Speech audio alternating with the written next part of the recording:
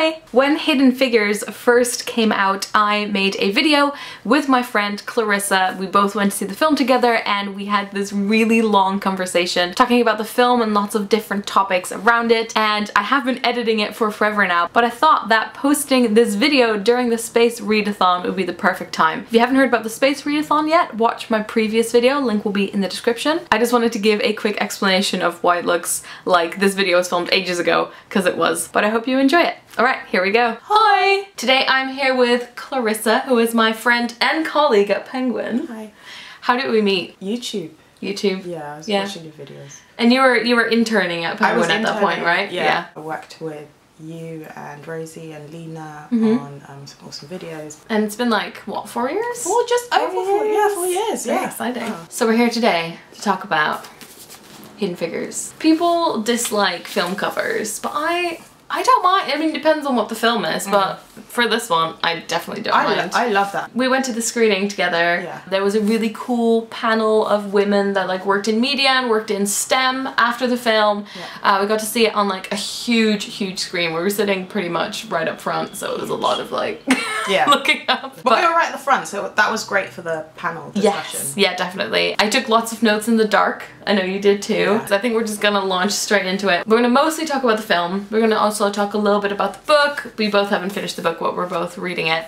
So we figured we'd bring that in as well and just talk about our thoughts and feelings. Yeah, maybe kind of just starting at the beginning of the film. One of my favourite scenes and one of the scenes that I think is most powerful happens at the beginning, and it's a scene where a young Katherine Johnson, who's like one of the main characters, is doing this kind of wizardry, this kind of mathematical wizardry on the board, and she's doing like all the math, she's doing it on the board, and I think it's a really striking moment because it shows this idea of equality, because it's like the equal sign, and you've got these two sides and you've got, you know, they're both equal to each other, and I think it's like a moment where it shows you like the film is actually really concerned with this idea of equality and like how self-evident it is. Like you can just see when something is wrong, and her, like as a child, like she could grasp these really complex ideas really early on, and I think it's quite interesting because when she grows up she's in these spaces with like all these men who are mathematicians, but they also can't see, they can't grasp that concept, and they also can't grasp her mathematics, pretty much. Yeah, I love that scene. Was like, wow. I actually had a phone call with the author Margot Shetterly a couple of weeks ago, and I got to interview her about the story, which was really cool. I have all my notes here from the phone call. She actually sort of called out that moment that you were talking about. So I asked her what moment she was looking forward to most seeing on the big screen, and that was the one. Oh my days. She was just she was saying like seeing her at the blackboard, young Katherine with her big glasses, the sort of representation that comes with that, and sort of like you have to see something to believe that that is something that you can do. So yeah, I thought it was really funny. That is obviously like a really powerful scene. I think it starts everything off. Well, we were talking about it afterwards and talking about like our own experiences of like being girls and like having an interest in science and and like so that. What's your background in that? My mum has a doctorate in chemistry, so she kind of knew maths, and she basically taught me maths because I was really bad at it. And then I kind of got it.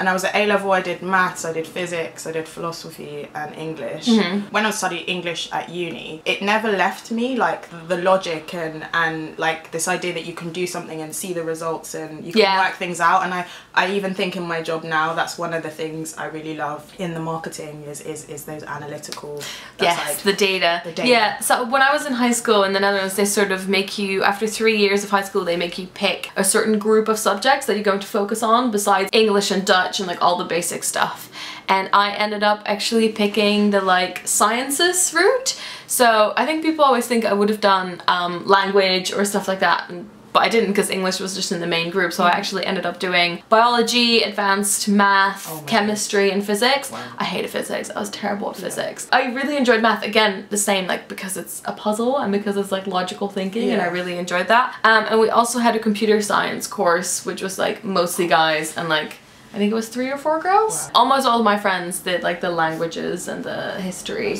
part of it. Before you go to university, you go to these things where it's like, let's test out what this is like, and you like hear about it. I went to the like architecture one, and I went to civil engineering, and I went to, I was always convinced I was going to end up with, I guess, a STEM job.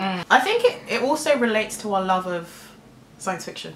Yes, true. Race is obviously a huge part of this film. Yeah. It's interesting because it's a film that deals, especially the main character has to deal with the issue of race, but also the issue of being a woman, and I feel like it's like a double whammy for her. She has to deal with both of those barriers. Absolutely. There were so many emotions that I felt like just seeing that representation, because, you know, this is a story, obviously it's based on a true story, and it's one that we just, you know, it's taken so long to come to light, and I think that it's very important to have like all kinds of representation, and I think especially in the sciences, these women were literally are the mother of so much you know, amazing things that have happened. It had a real emotional thing for me because, as I said about my mum, she was like a scientist, and she sort of got her PhD in chemistry, and she did it when she was really young, and she was like the only woman in her department, and I think the only black person, and was like 24 when she did it. So for me, like literally after we saw the film and I went home,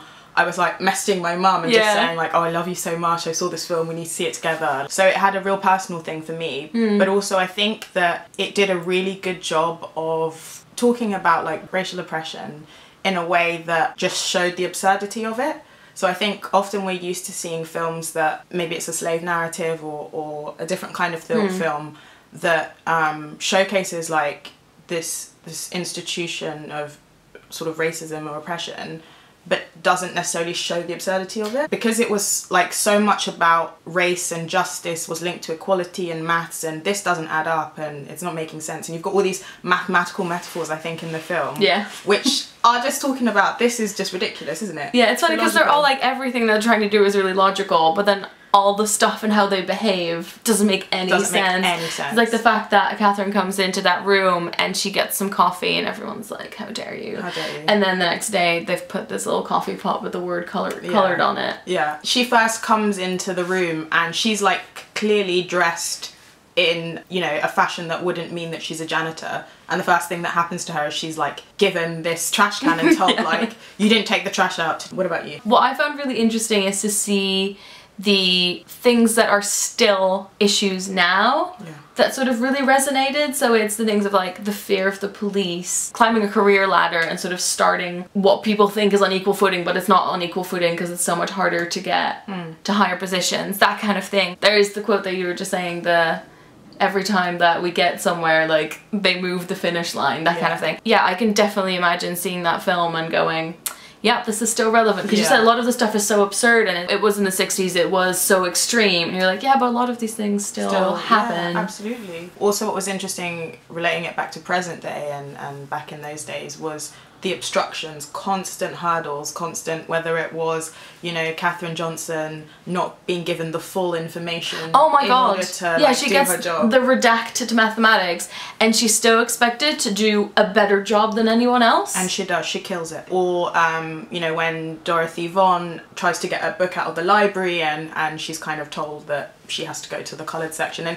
it's kind of these obstructions, and they find ways to maneuver it, and they just kind of overcome it, but it is really hard, like all those obstructions. Yeah, I think it does a really good job of showing like the obstacles that are there. What I also found really interesting is the story of like women working together, and also the story of like future-proofing your career, which I thought was interesting. That big computer comes in and Dorothy's like, right, we gotta figure out how to make this work. She sees this opportunity where she knows one door is gonna close, she opens another door, and I find it really interesting that she doesn't go, okay, I'm gonna learn how to do this and then keep that to myself. She shares it. She shares it with everyone. And during the panel after the film, there was a lot of talk about, you know, send the elevator back down when you're up, strengthen people and lift them up, and I thought that was a really inspiring message as well. Yeah, I love that message. And I thought, I was reading this book about, it was kind of research around gender and race and gender, and when it comes to kind of speaking up or putting forward new ideas and novel ideas. And so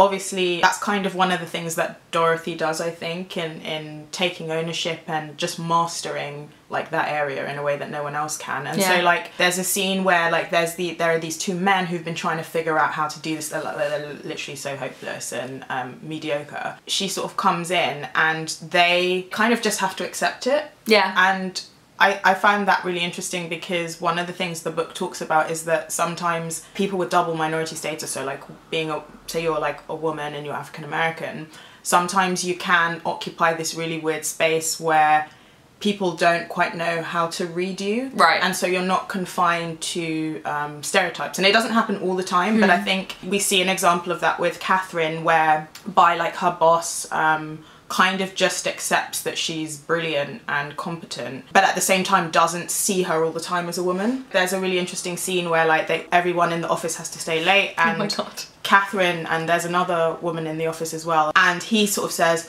everyone like call your wives, we're staying late today, and like that's how it's gonna be.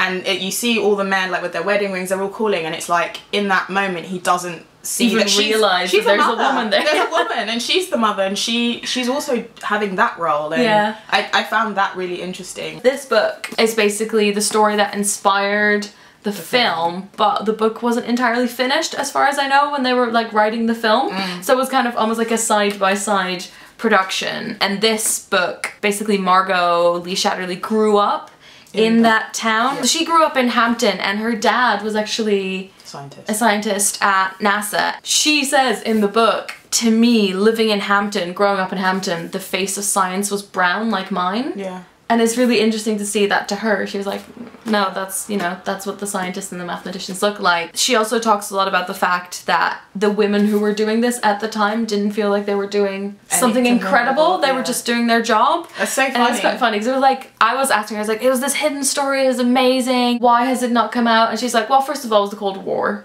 So you couldn't like go out and shout about what you were doing, but also they were just doing their jobs. They were just doing their job. And I think it's so interesting as well, because when I spoke to my mum about, like, speak about her experiences and stuff, and she kind of says similar things, like some of the things she didn't notice, she was the only woman. Yeah, that's what Katherine says a lot as well in the interviews, so, Al Harrison.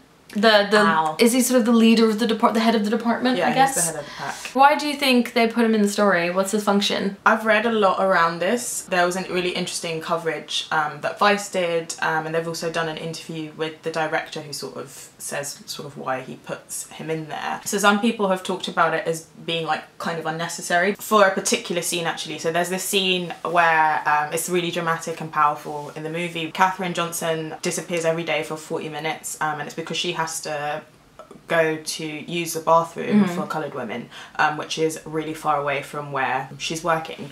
And the boss just doesn't understand this, and he sort of shouts at her and says, where do you go every day? And she sort of gives this amazing speech and just says, look, I have to go there because there's no bathrooms for coloured people. And the next scene is him going to that bathroom and destroying the sign that is above it that says coloured women's bathroom. It's really, in the film, it's like really dramatic. It's like a big he's like, I'm gonna destroy racism. He's destroying racism. He's like giving a speech. You've got all these like black women kind of looking on. And it's a really interesting scene, but again, because it's actually fictional, what purpose does it serve? My thoughts about it are that, in the film it's used for dramatic effect, and again it's there to amplify the absurdity of what is happening, right? So it's absurd that she has to go. That makes no sense. They're losing time, they're losing money. Like, why is this happening? And that's kind of how he sees it. He's supposed to be this kind of logical figure, right? And so for him, it's not. I don't think it's like a moral. He's just like, this doesn't make sense. Like, this is not helping with productivity. Can you not just go to this bathroom? Yeah. But again, I think if we think about what he does, and I think it shows actually how flawed he is as a character, because destroying that sign doesn't actually change the fact that that's the coloured women's bathroom, and that the facilities in that bathroom are probably not as good as because you can tell that it's like a really terrible bathroom. It's like a rundown bathroom, and that people will still think of it as that bathroom. And I think if he was really interested and committed to solving the problem, the mathematical issue that we have, they could have literally destroyed that whole building and created a new one that was integrated, because the reason that bathroom is there is because the black women had to work there. Yeah. So there's a bigger structural problem that he doesn't change. He changes this kind of one thing that actually, if you take it to its logical conclusions, probably isn't gonna have a big impact. It's just a gesture. Because it's then the women themselves who have to then dare and go into the white bathrooms in the other building and sort of just deal with whatever responses they're going to get to that. He won't be there to like help out. As it was fictionalized, Katherine Johnson actually just said that, oh, I just used the white bathroom. Yeah, exactly. That becomes revolutionary. Sitting at the front of the bus, it's all these like microaggressions that are set up that they kind of have to combat. And they're revolutionary, but they're really small things. Yeah. He kind of lets her go, and he doesn't fight for her. Only when she's kind of she's called back in, and actually one of the astronauts like wants them to make sure, which apparently actually happened. So I think he actually said let the girl check the numbers because she's good with the numbers and I trust her. Exactly. And what I also find interesting is the fact, the sort of literally giving her a seat at the table. There's this like secret briefing that she's not allowed to go to, and she's sort of arguing with someone else about it, and he's like, okay, fine, come in, and gives her a seat at the table. And it just really reminded me of Lean In, when there's this bit in Lean In where she sort of says like women would come into an important meeting and they would see there aren't enough chairs, and so they would just go stand in the corner. And then the fact that there is, you know, the role of allies as well to be like, no, you sit here. When she was there, she was the star of the room. She was, I love that scene as well. It's so great. And then the same is like the Kirsten Dunst character and what's the other guy? Jim Parson. Yes, Sheldon. But like those again are just like characters that are fictional that were put there to represent society or just like people's the struggles as well that you go through. Yeah, so I found that quite interesting. I didn't know that until after the film when I went in and like researched it, and I was like, oh, none of these people were real, but the actual women, so the three main characters, they were definitely like, they are real and they're based on these real people that did amazing stuff. And I think it actually relates back to the book, and actually why the film is this kind of Hollywoodization of this true story. And once you've seen the film and it's very uplifting, it's inspiring, it's entertaining, you can read the book and have even more access to this world and a different story. In the interview she talks about how the reason that the computers were women is that it was thought that they'd be better at paying attention to the details and focusing, so they were like, oh, women are like quite meticulous. I thought it was really funny. There's also this ad, okay, let me find the actual quote, I love this. So it's like when the head of the department was looking for people, there was an issue where it was like, it was the war, so this is like in the 40s, it was the war, so not that many men were around, and then a lot of the other women had already taken a lot of the other jobs, so he was like, oh, what do I do? And he put in this hilarious ad for the local newspaper. It says, reduce your household duties. Women who are not afraid to roll up their sleeves and do jobs previously filled by men should call the Langley Memorial Aeronautical Laboratory. Sick of washing the dishes? Come do some math. This thing, I haven't even read that much of the book yet, and there's so many interesting sort of background facts in it. They were talking about how a lot of the African-American mathematics professors weren't allowed to be professors at these like really prestigious universities. So a lot of the like smaller African-American schools had these amazing professors because it was the only place that they were allowed to teach, and so they actually had this like amazing resource, which I thought was really cool. You know, obviously all the amazing three characters are brilliant, and Mary Jackson, who's played by Janelle Monáe, I think she's a really interesting character. Again, how she maneuvers around those obstacles, how she does something that's never been done before. And I think there's a really interesting scene in the film where she's got this mentor who's like this old Jewish guy whose family like immigrated, and he sort of does this speech to her about the impossible and that they're like literally doing that. And it's like, look, there's a friggin' space rocket. Yeah, there's exactly, and this idea that there's no protocol for anything that they're doing, and she shouldn't be limited by that. And I think it's both the idea of like sometimes having a mentor or an ally or someone that gives you permission to know like what you can do yourself already is really important, and can help with that motivation, because equally all these women faced problems at home sometimes from the men in their lives. Yeah, because her husband is kind of like, because he's sort of saying you need to like grab this with violence and you can't do it the official way, don't stick to their rules. Yeah. Which is, you know, it's a valid, it's in some instances, that's all you got to do. But it's like, she's also on this path. Yeah. Just let her do what she wants to do. Like, self-doubt is, you know, so crippling. And so I think it was really powerful to see that, and then to see the change in her husband. And also you get that similarly with Katherine Johnson, who, when she first meets what's his name? The Bay. When she first meets the Bay, he's Colonel Jim Johnson. Colonel Jim Johnson.